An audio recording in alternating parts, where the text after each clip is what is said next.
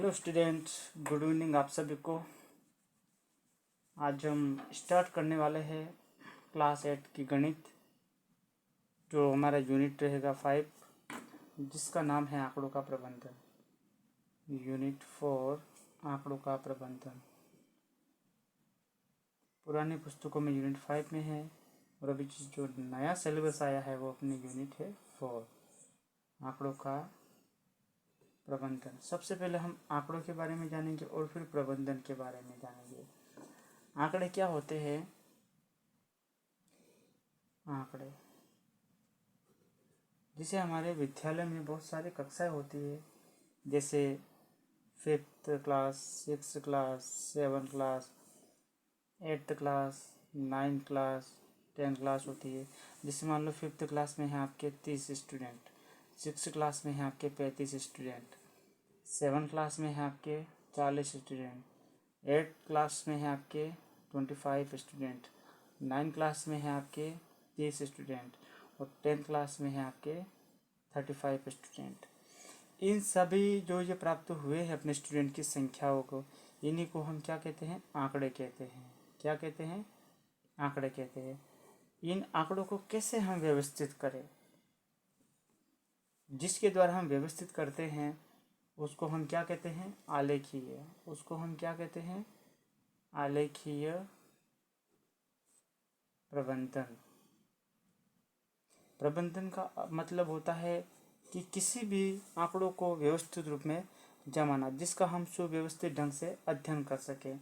जैसे यहाँ पर हम आंकड़ों के प्रबंधन के प्रकारों की बात करें तो यह वैसे फर्स्ट जो प्रकार आएगा वो आएगा एक चित्रालेख। चित्रालेख को हम इंग्लिश में बोलेंगे पिक्टोग्राम। चित्रालेख को क्या बोलेंगे? पिक्टोग्राफ। पिक्टोग्राफ में क्या होता है कि जो भी आंकड़े होते हैं इनको संकेतों के रूप में व्यक्त करते हैं। जो भी आंकड़े होते हैं उनको किस रूप में व्यक्त करते हैं? संकेतों के रूप में व्यक्त करते हैं। संकेतों के रूप में व्यक्त करते हैं। रूप में व्यक्त करते हैं। जैसे हम कैसे करेंगे? एक मैं आपको एग्जाम्पल दूं। जैसे कार का ले लूँ मैं। कार का ले लूँ। अब यहाँ पर देखना, मैं एक डायग्राम बनाता हूँ उसमें ग्राफ का। ये मैंने ग्राफ बनाया पूरा। इसमें यहाँ पर मैं ले लेता हूँ मंथ। जैसे यहाँ पर ले लिया मैंने जुलाई, यहाँ पर ले लिया मैंने अगस्त, और यहाँ पर ले लिया मैंने सितंबर। ये मैंने मंथ ले लिए, जुलाई, अगस्त और सितंबर। अब मान लो मैं एक कार का जो मूल्य निश्चित करता हूँ, एक कार का मूल्य मैं निश्चित करता हूँ 100 अंक, एग्जाम्पल के रूप में मान लेता हूँ।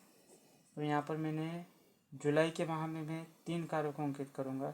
जैसे ये एक कार मैंने बनाई, ये एक कार ये मैंने बनाई, और एक ये आधी मैंने कार बनाई, ये आधी मैंने कार बनाई। ये 3 कारें मैंने बनाई थी। एक कार का अंक कितना है? 100। तो इसका भी कितना होगा? 100। और इसका कितना होगा? 50। टोटल कारों का अंक कितना हो गया? यहाँ पर हम लिखेंगे कुल अंक। यहाँ पर क्या लिखेंगे? कुल अंक। 2.5 कारों का कुल अंक कितना हो गया? 250 अंक। कितना हो गया? 250 अंक। देखो, हम किसी भी संख्या को 100 को जिसे आधा लिखना है, 100 को आधा लिखना है तो कैसे लिखेंगे? 2 तरीके से लिखेंगे। एक तो क्या लिखेंगे? 50, और 1/2 के रूप में। ये 2 तरीके हैं 100 को आधा लिखने के। अब जैसे अगस्त में बात करें हम, अगस्त में हम यहाँ पर कार बनाएंगे 3। ये हमने एक कार बनाई, ये हमने दूसरी कार बनाई, और ये हमने तीसरी कार बनाई। ये हमने 3 कारें यहाँ पर बनाई। तो उसका कुल अंक कितना हो गया? कुल अंक हम बात करें तो कितना हो गया? 100 अंक इसका, 100 अंक इसका और 100 अंक इसका, तो कितना हो गया कुल 300 अंक हो गया। कितना हो गया 300 अंक। इसी को हम कहते हैं लेखा चित्र या पिक्टोग्राफ, जिसमें आंकड़ों को संकेतों के रूप में व्यक्त करते हैं। दूसरा होता है दंड आलेख। दूसरा कौन सा होता है? दंड आलेख। दंड आलेख, आलेख का मतलब क्या होता है? किसी भी आंकड़ों को ग्राफ के रूप में व्यक्त करना आलेख कहलाता है। सबसे पहले हम यहाँ पर बात करें कि दंड का मतलब क्या होता है और आलेख का मतलब क्या होता है। दंड का मतलब होता है कि लंबाई, किसी भी आंकड़ों को कितनी लंबाई तक अपन इसको बारंबारता के अनुसार व्यवस्थित करें। मैं बारंबारता क्या होती है वो भी आपको समझाऊंगा। आलेख क्या होता है कि किसी भी आंकड़ों को हम ग्राफ के रूप में जो व्यक्त करते हैं, जैसे एक मैंने ये बनाया ग्राफ, ये यहाँ पर जो ये है इसको बोलते हैं दंड। इसको क्या बोलते हैं? दंड। और यहाँ पर जो संख्यात्मक मान होते हैं इसको क्या बोलते हैं? बारंबारता। इसको क्या बोलते हैं? बारंबारता। बारंबारता क्या होती है मैं आपको समझा दूँ। आप 9th क्लास बड़ी क्लास में जाकर के समझोगे बारंबारता क्या होती है। जैसे यहाँ पर मैंने कोई संख्या लिखी कि जैसे 2, 6, 8, 10, 2, 6, 2, 2, 6, 4 और 3, 2 और 3। यहाँ पर मैं बोलूँ कि संख्या 2 की बारंबारता है। बारंबारता का मतलब किसी भी सारणी में या किसी भी अंकों में जो संख्या जितनी बार आती है वह इसकी क्या कहलाती है? बारंबारता। जैसे इस पूरी सीरियल में 2 कितनी बार आ रहा है? चलो काउंट करते हैं। 1, 2, 3, 4 और 5। 2 कितनी बार आया? 5 आया। इसी तरह हम संख्या 3 की बारंबारता कितनी है? संख्या 3 की बारंबारता कितनी है? बारंबारता कितनी है? तो संख्या 3 को काउंट करो। 1, 2, 2 ही है इसमें, तो संख्या 3 की बारंबारता कितनी होगी? 2। इसी तरह यहाँ पर जो आंकड़े हम लिखेंगे वो किस रूप में लिखेंगे? बारंबारता। बारंबारता के अनुसार दंड की ऊंचाई तय होगी कि किस संख्या का कितनी बारंबारता है और दंड की ऊंचाई कितनी तय होगी। ये कहलाता है दंड आलेख। लेकिन दंड आलेख भी 2 प्रकार का होता है। ये तो होता है जो अपने सिंगल जो आंकड़े होते हैं। जैसे मैं अपने बात करूँ कि अपने भारत में 2003 और 4, इसके बाद 2004-5, 2005-6, 2006-7 और 2007 और 8। इसमें जैसे मान लो 2003 और 4 में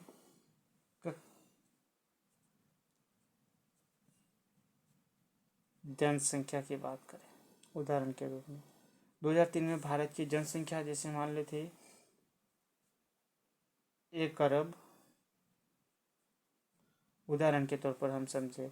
और 2004-5 में थी 2 अरब, 2005-6 में थी 4 अरब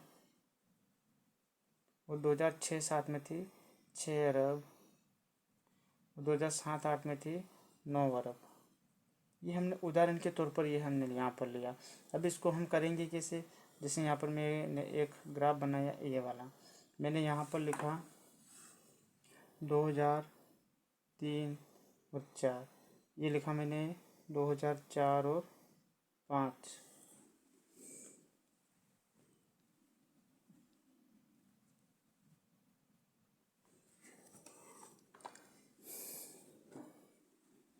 ये मैंने लिखा 2004-5, ये लिखा मैंने 2005 और 6, ये लिखा मैंने 2006 और 7। उदाहरण के तौर पर समझते हैं। यहाँ पर हम लिखेंगे भारत में जनसंख्या। यहाँ पर क्या लिखेंगे? भारत में जनसंख्या।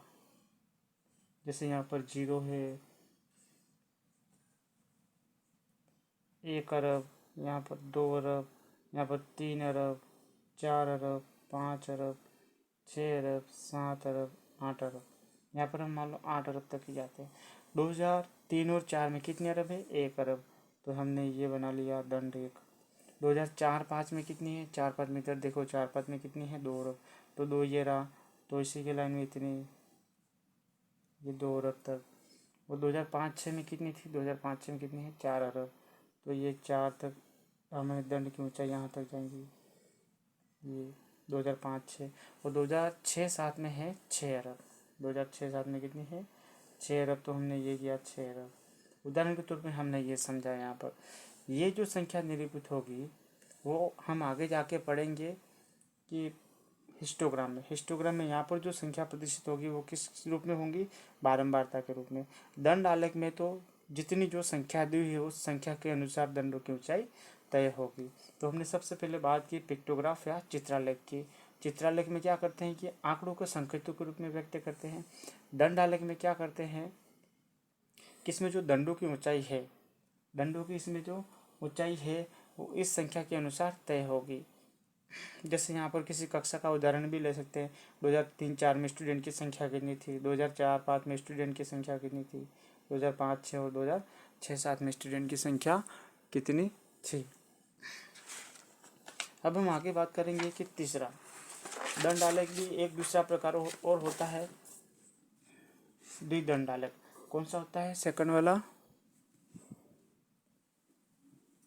सेकंड जो होता है इसमें द्विदंड आलेख,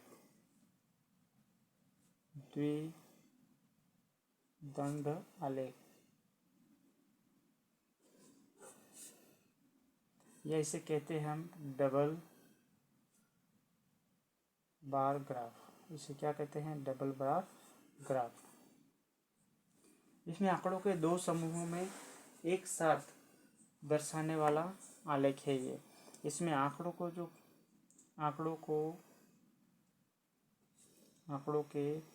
दो समूह को एक साथ क्या करते हैं? प्रदर्शित करते हैं। एक साथ में क्या करते हैं? प्रदर्शित करते हैं। जैसे यहाँ पर मैं एक उदाहरण लूँ, जैसे 2005-6 के लिए, 2005 और 6 के लिए ये ऐसे लूँगा चिन्ह, और 2006-7 के लिए ये ऐसे खाली रहने दूंगा। अब मान लो मैं यहाँ पर सब्जेक्ट का उदाहरण ले सकता हूँ कि एक विद्यार्थी द्वारा, स्टूडेंट की संख्या कितनी है? स्टूडेंट, यहाँ पर हम लिखेंगे कि नंबर ऑफ स्टूडेंट्स कितना है? 1। और इस स्टूडेंट की सब्जेक्ट लिखेंगे, जैसे सबसे पहले लिखेंगे मैथ्स, दूसरी लिखेंगे SST, तीसरी लिखेंगे साइंस, चौथी लिखेंगे इंग्लिश, और पांचवी लिखेंगे हिंदी। यहाँ पर हम इस ग्राफ के द्वारा समझेंगे कि डबल बार ग्राफ क्या होता है। जैसे यहाँ पर मैंने ग्राफ बनाया, ये वाला यहाँ पर मैंने ग्राफ बनाया, यहाँ पर मैं लिख देता हूँ मैथ्स, यहाँ पर लिख देता हूँ SST, यहाँ पर लिख देता हूँ साइंस, और यहाँ पर लिख देता हूँ इंग्लिश। बस इतनी सब्जेक्ट का ही करेंगे। इस वाली जो होगी वो हमारी होगी सब्जेक्ट, ऑल सब्जेक्ट। और यहाँ पर जो होंगे वो एक विद्यार्थी द्वारा प्राप्त किए गए अंक, एक विद्यार्थी द्वारा प्राप्त किए गए अंक। जैसे यहाँ पर मैंने लिखा 10, 20, 30, 40, 50, 60, 70, 80 और 90। अब उस विद्यार्थी ने मैथ्स में जैसे 2005-6 में और 2006-7 का एक साथ में दोनों का दंड हम बनाएंगे। जैसे उसने 2005-6 में लिए थे मैथ्स की, 2005-6 में उसने मैथ्स में लाए थे 30 नंबर। कितने नंबर लाया था? 30 नंबर। और 2006-7 में लाया था 60 नंबर। मैथ्स में लाया था 2005-6 में कितने लाया था? 30। तो 5 6 का हम कैसे करेंगे, एक ये दंड बनाया हमने और इसके लिए क्या चिन्ह रखा था, ये वाला, तो हमने ये वाला कर दिया इसे।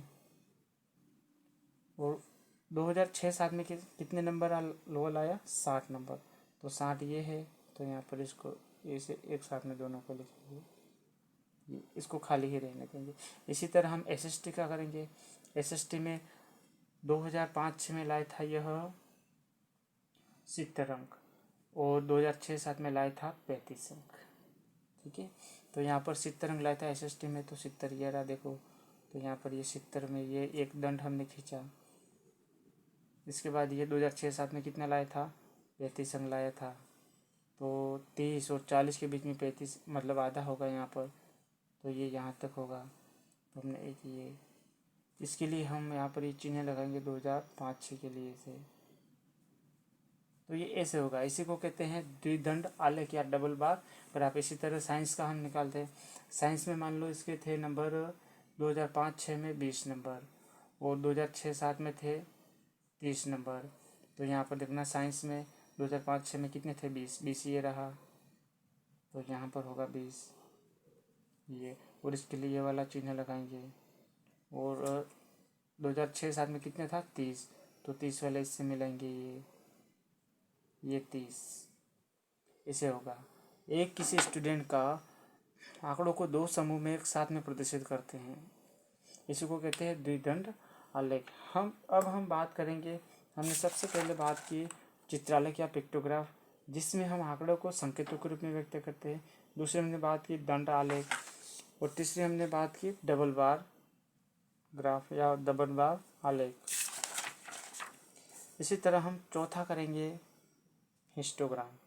चौथा है हिस्टोग्राफ।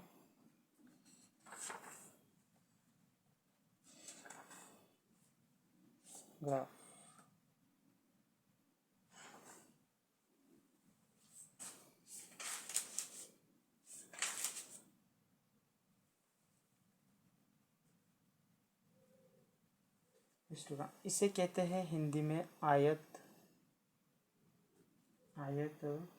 लेखाचित्र।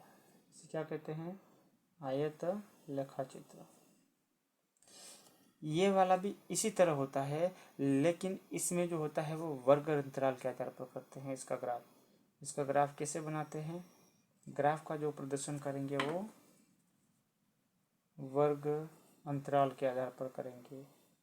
ग्राफ का प्रदर्शन वर्ग अंतराल के आधार पर करेंगे।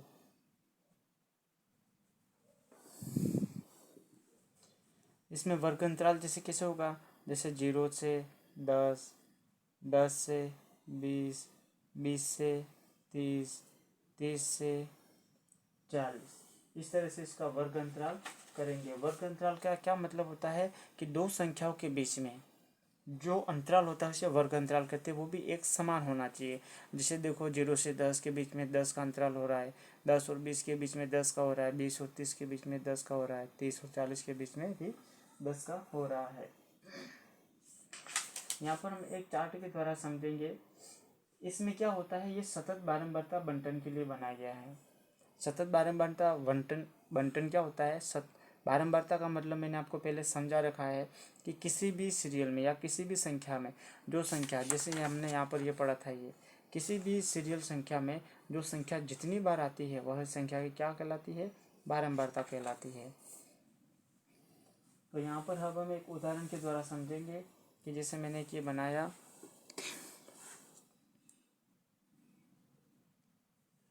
ये वाला मैंने इसी तरह बनाया, लेकिन इसके पहले मैं एक छोटी सी यहाँ पर सारणी बना देता हूँ ताकि आपको अच्छे से समझ में आ जाए, जो कहलाती है सतत बारंबारता। इसको बोलते हैं सतत बारंबारता। जैसे यहाँ पर ये है वर्ग, इसको बोलते हैं वर्ग, और यहाँ पर होती है बारंबारता। यहाँ पर क्या होती है, बारंबारता। जैसे 0 से 10 के लिए है 2, 10 से 20 के लिए है 8। मैं उदाहरण के तौर पर समझा रहा हूँ आपको। 10 से 20 के लिए है 10 से 30 के लिए है 7 और 30 से 40 के लिए है 3। अब हम इसको आधार मानकर यहाँ पर हम ग्राफ बनाएंगे।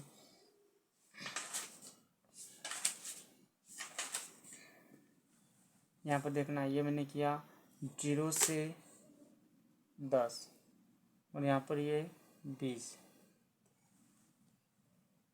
और ये 30। सॉरी, मौसम थोड़ा चेंज हो रहा है। 20 से 30, 30 से 40, 40 से 50, 50 से 60। अभी तो देखना मैं वर्ग अंतराल कर रहा हूँ 1, 2, 3, 4, 5, 6, 7, 8, 9 और 10। अभी तो देखना 0 से 10 ये है अपना वर्ग, ये है अपनी बारंबारता,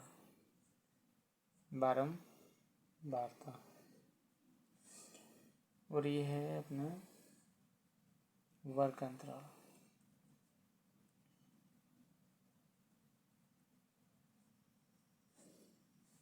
ये जो बारंबारता है उस बारंबारता के अनुसार ही हमारे दंड की लंबाई तय होगी। अब यहाँ पर देखना 0 से 10 के बीच में बारंबारता कितनी है, 2, तो 2 ये रहा हमारे 0 से 10 के बीच में, ये हमने खींच लिया। इसके बाद में 10 और 20 की बारंबारता कितनी है, 8, ये 10 और 20 की कितनी है, 8, तो 8 ये रहा हमारा। तो इसी लाइन को आगे हम बढ़ाएंगे, 8 तक ले जाएंगे, या 8 तक हम ले गए, फिर ये किया हमने, ये 20 तक किया। इसके बाद में 20 से 30 के बीच में बारंबारता कितनी है, 7, 20 और 30 के बीच में कितनी है, 7, 7 ये रहा। तो हम इसी लाइन को आगे यूँ बढ़ाएंगे, 30 से ये हमने 7 तक की, यहाँ पर मिला दी इस लाइन को। इसके बाद में 30 से 40 के बीच में कितनी है, 3, तो 3 हमारा ये रहा। 40 से 3 को इधर से यूँ मिलेंगे और इधर से यूँ, तो ये यहाँ लगभग यहाँ तक जाएगा। ये वाली जो होती है वो क्या कहलाती है, आयत की चौड़ाई। आयत की चौड़ाई। और ये जो कहलाता है वो क्या कहलाता है, वर्ग अंतराल। क्या कहलाता है, वर्ग अंतराल। और ये जो कहलाती है वो क्या कहलाती है, बारंबारता। क्या कहलाती है, बारंबारता। हाँ, लेकिन जो आयत की चौड़ाई है वो कम या ज़्यादा हो सकती है। क्या हो सकती है, कम या ज़्यादा हो सकती है, कम या ज़्यादा हो सकती है। बस इतना सा आपको इसमें समझना है, इससे ज़्यादा कोई समझने की ज़रूरत नहीं है। इसके बाद हम नेक्स्ट वीडियो में बात करेंगे कि पाई चार्ट के बारे में। पाई चार्ट थोड़े से समझने वाली चीज़ें हैं, इसको हम अच्छे से समझेंगे। मैं आशा करता हूँ कि ये टॉपिक आपको समझ में आया होगा। धन्यवाद।